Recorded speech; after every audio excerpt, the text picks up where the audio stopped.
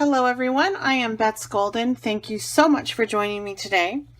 I have a little ATC that I want to make, and something that I'm trying to do, a little goal that I'm setting for myself, is every time I get a new stamp set, and today I'm going to be using the No Prob Llama from Joy Claire, I want to make an ATC with it because a lot of times I'll get a new stamp set and I won't play with it. I will immediately put it away and then I'll forget that I had it. And what this does is, by working on such a small little canvas, so to speak, substrate, is it really allows you to stretch your creativity and it doesn't take forever.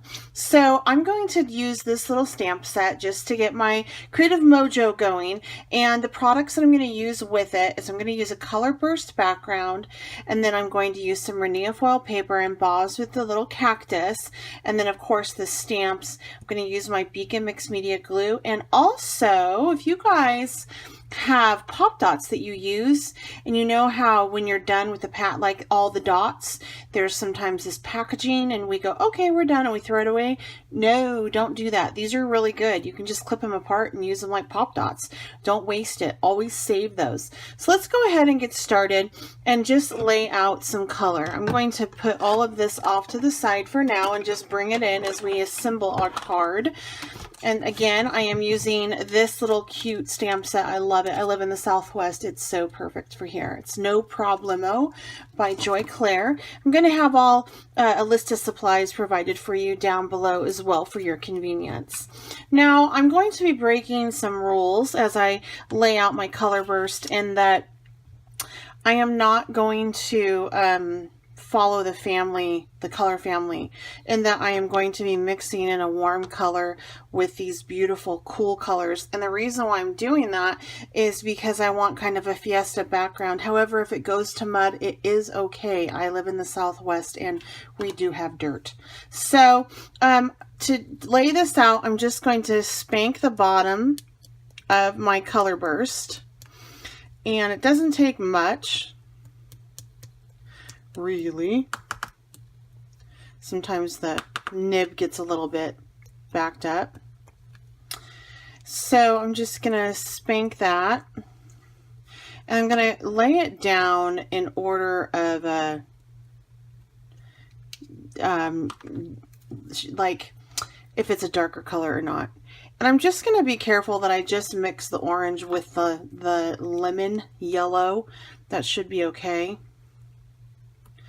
And then I'm just going to take my color and spray it with my spray bottle. I spray it off. And I'm not going to really saturate it too much, because I want it not to blend so much. So I think that that's going to be good. I'm going to let this set up and dry for a couple minutes. I don't want to take a heat gun to it because I don't want to move that color around. I want it to do it naturally. And the substrate that I'm using is a piece of watercolor paper. Whenever you're working with color bursts, always work with a watercolor paper because you really do saturate it. So I'm going to stop the video right now, let this set up, and then we'll be back to finish up our card. This has had some time to dry, and I really like how it turned out. It did get muddy in that area down here where the green and the orange kind of ran together, and also up here. But since we're going with a Southwest kind of fiesta type theme, I'm not real worried about that muddy right there. So the next thing I did was I took this really cute cactus embossing folder, and I ran some Renia foil paper through it. And what I did was I folded it over on itself, and that has created a longer piece. I'm going to take my circle cutter from here, and I'm going to cut out 2 circles, which will give me 4 pieces.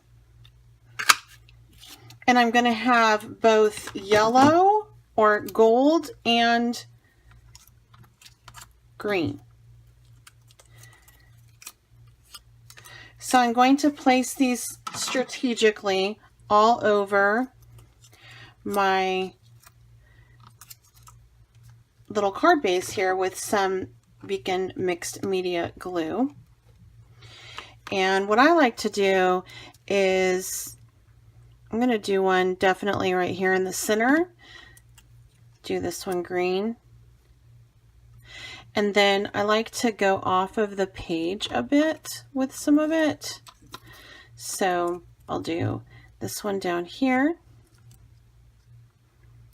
And then I'll do this one up here off to the side more. And with this, you can simply just fold it over the edge if you want, because it's the foil paper. So cool, right? And it'll set up and dry. Then I'm just going to go ahead and pop this one down here because I want a focal piece for my llama.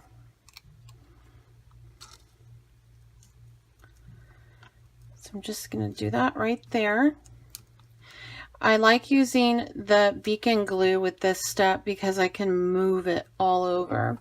And then I have this little sentiment that I stamped, as well as the cute little llama. And this will allow me to just maneuver it over like so. I'm going to be using my leftover foam backing for some foam adhesive that I have. So I'm just going to simply snip off. I can actually do that in half and have enough for my no problemo, and then also my llama. Make sure that none of the edges are showing right here.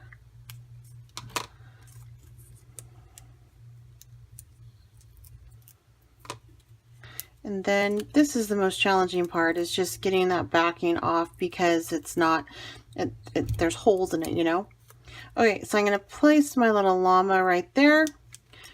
And then I'm going to do my no problemo kind of down here with some more backing trash. What would have gone in the garbage? This is still good. So all you got to do is just cut it down to what size you want.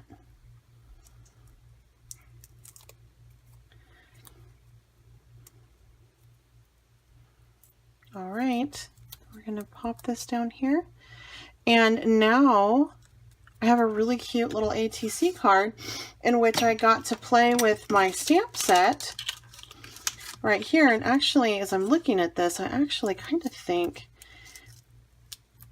that I want to move it a little bit. I think I want to put it more center and up. And then let's just take this up too. I do this often.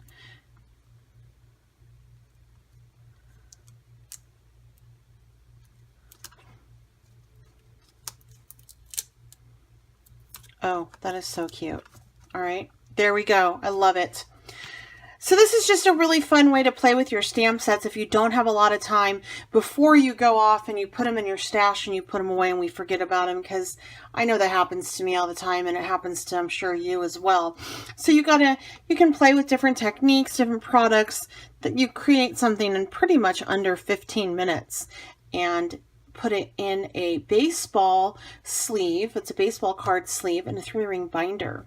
That's how you store these. So it doesn't take up much space. Plus, later on down the line, if you're looking for inspiration, you can just go to your binder that has your ATCs and flip through, and you'll be amazed at how inspired you can get and how many creative ideas you can get by looking back on some of the ATCs that you create. Okay, if you haven't subscribed to my channel, I certainly hope that you do so. Share this video if you know of anyone that does ATCs or is interested in getting the most use out of their stamp sets. Also, make sure that you check out the supply list down below and hit up my blog, my website, www.betsgolden.com. Questions or comments, leave them down below. Give this video a thumbs up if you enjoyed it. Until next time, happy crafting. I'm Bets Golden.